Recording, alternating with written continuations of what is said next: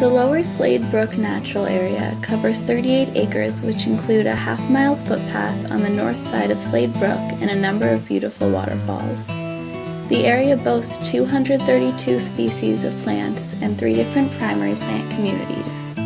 Although the land was once chosen for the development of 17 houses, Jim Hornig, former president of the Hanover Conservation Council, now known as the Hanover Conservancy, stepped forward and proposed a new plan that included the conservation of much of this land. I was on the town planning board, and Simpson Development Company came to the planning board with a proposition of developing that land, and their plan was to bulldoze some roads up the hill and put in 8 or 10 big McMansions.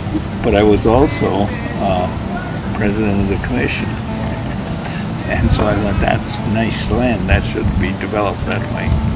So we talked it over, and we made a proposition to Simpson and told him, look, if you instead of developing McMansions up there, if you develop down along the brook, all compact places, that'll be less elegant, but they'll be a whole lot cheaper to build because they'll be all together, one septic system, one water system, and it'll be easy to market because it'll be adjacent to conserved land if you give us the rest of the land. And they weren't too hard to persuade.